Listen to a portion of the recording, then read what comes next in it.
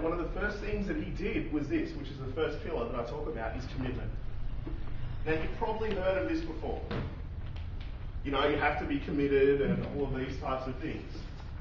But when I talk about commitment, I'm talking about at a core level. It's easy to say I'm committed. I run seminars with thousands of people in the room, and I say, you know, who's committed? Who's committed to changing their life? And every single person puts their hand up. And I'm like, do you really understand what I'm talking about when I mean commitment? To me, commitment is where you let go of the exit strategy. Please write that down.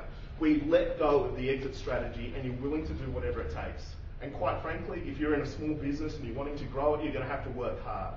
You're going to have to challenge yourself. There's no quick fix. This is the biggest problem with the coaching industry, with NLP, all of that type of stuff. It's this thought process of quick fix. And I want to blow that paradigm. There's no quick fix.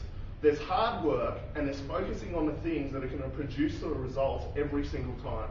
And it's working hard at the things that are going to produce the specific results. Now, so the first thing you need to think about when you're starting a business or jumping into this, what is my commitment? What am I willing to put up with? What am I willing to go through? And you've really got to look at your exit strategy, because what often happens is that when I work with people, they often set a goal, and part of them's going this way, which is towards the goal. Okay, but then there's another part. There's the escape hatch, which is, oh, you know, if I don't achieve this goal, then I can just go back to this over here, and I'm really comfortable over here, or whatever it may be. My suggestion is no, get rid of that. Because when times are challenging, your energy is going to go this way instead of where it needs to be in creating solutions and coming up with new ideas. Is everyone with me? So the first step is getting really, really committed and getting in that state of being totally committed, whatever it takes, no matter what happens, and preparing yourself. The next step is to look at your unconscious mind. Okay? And when I say your unconscious mind, you want to look at what's going on. What are my belief systems? By the way, you're earning exactly the amount you believe you're worth right now. The exact amount. I could do an analysis, a values analysis on every single person in this room, and I could uncover a core belief system that is congruent to the amount that you're earning. And this actually manifests when it comes into small business. Often what I see with small business is that you jump out and you earn exactly the same income that you're earning in, say, the corporate world. Yet the challenge is that you've got all the expenses of the business. And so suddenly you're earning about, you know, say for instance, you're earning 100 grand a year in the corporate world. You jump out into your business, you turn over 100 grand, but you know, 50, 60 grand is expenses. Has anyone seen that before? And most people don't realise this, that it is such an unconscious structure that is happening. Your values dictate that growth. So the second step is really getting into the unconscious mind and releasing anything that is incongruent against the outcome that you're going for. So the next step is to release. And so when I talk about the releasing, the things that I suggest are things like negative emotions. Things like anger, sadness, guilt, hurt, fear, they're debilitating. Now some people say, no, you know, I use anger. Anger is the thing that drives me. Well, I can guarantee you, if you can be positively congruent towards what you're going for, your motivation will last. So it looks like this.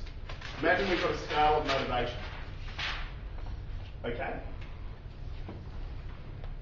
And say, for instance, I do an analysis on someone's unconscious mind. So I work out how much towards motivation, you would have heard about this, how much towards motivation you have versus how much away from motivation that you have.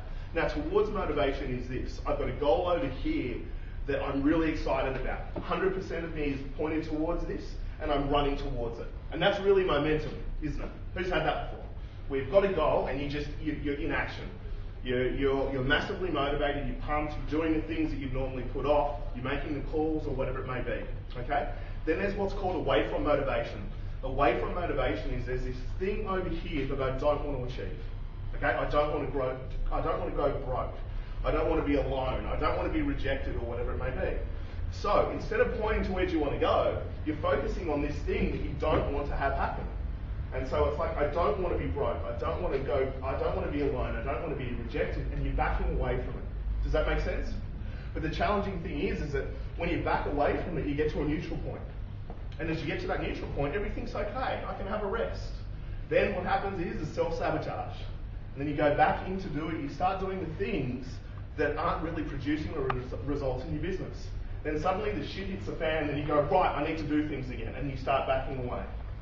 So when I talk about releasing, I would look at what's happening at the unconscious level, and we work out what percentage is towards, what percentage is away. And say, for instance, you've got 20% towards and 80% away. What's going to happen is you set a goal, you're going to hit the 20% straight away.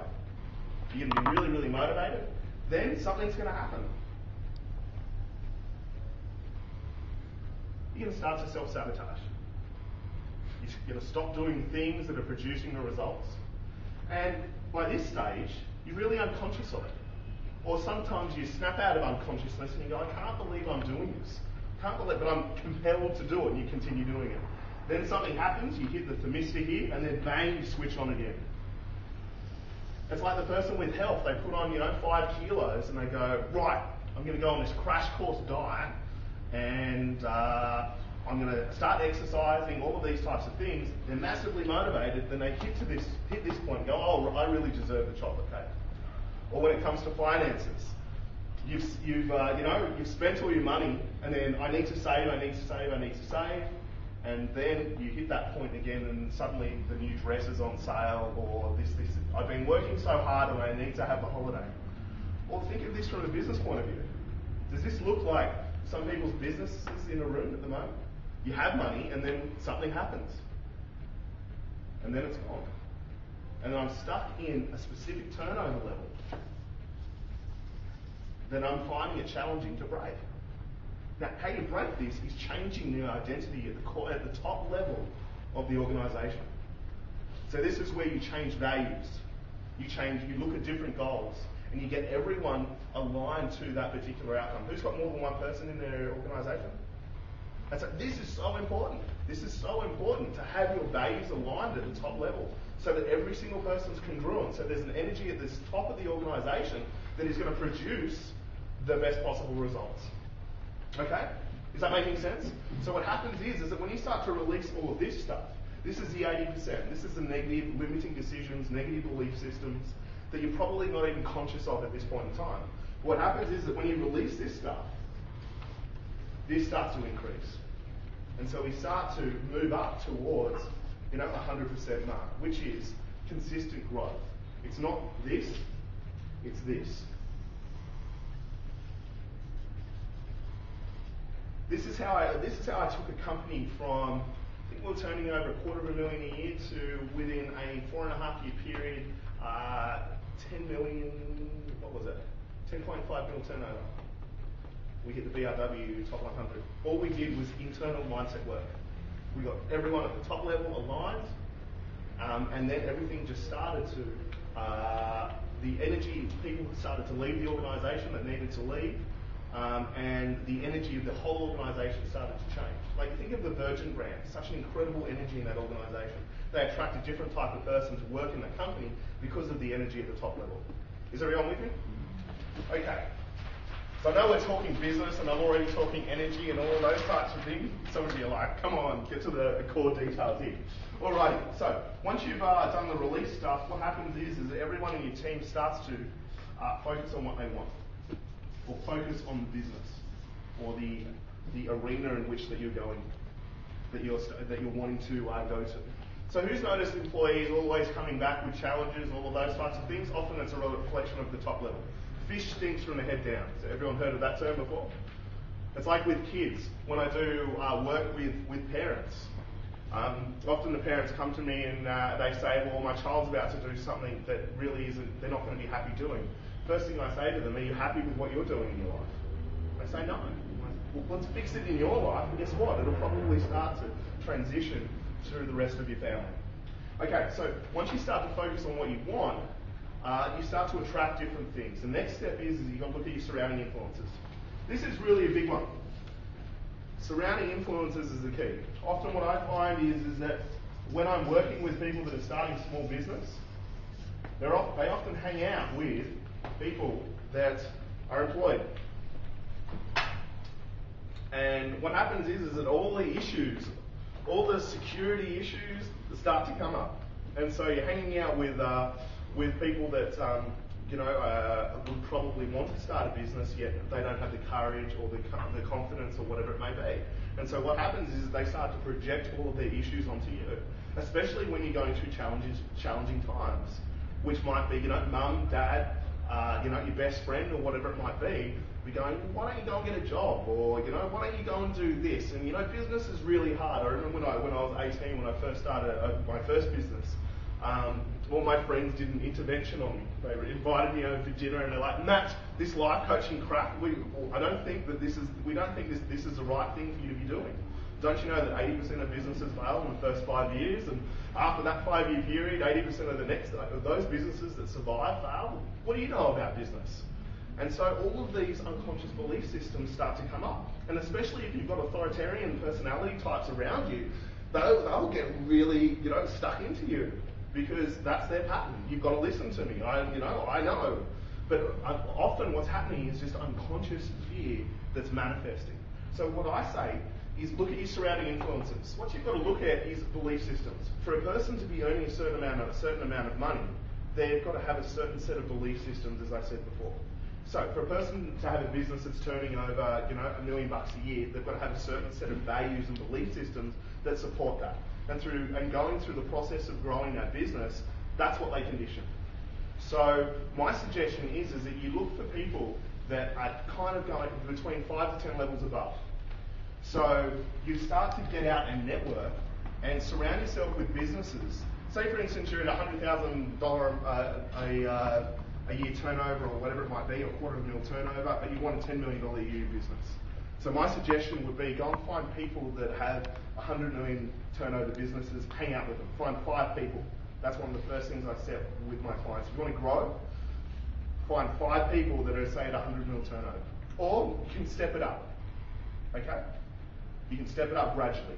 Start with someone that's turning over $1 million a year, then 5 million, and through their networks you'll start to actually find this.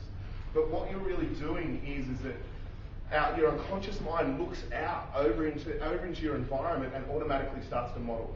And so these people don't even need to tell you anything. You automatically, through the process of modeling, start to install all of the belief systems that are congruent to taking your business to that level. What happens also is that your motivation continues to increase. So think about what's happened here.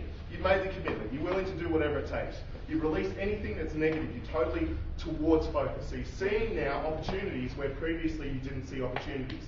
Also, you've got more clarity around your business. Okay, when we're talking niches and things like that, you've got more clarity because you've released all the negative stuff. Okay, now you've got surrounding influences that are playing a game that are where you want to be at a really high level. So what's happening here? We're talking internal game. We've got motivation. Okay. Also, what starts to happen is that you start to take action at a bigger level, which is the last one. Okay, so this is the internal world. Any questions? This is bulletproof. Yes? How come action's not number 1? Because every component of this is action. But I should call this massive action. This action, the action that you start to take is more strategic. Okay? It's more direct because you've got surrounding influences, you're seeing the world differently, but every single one of these components is action. Does that make sense? Okay? So this is really, when I talk about this is internal motivation.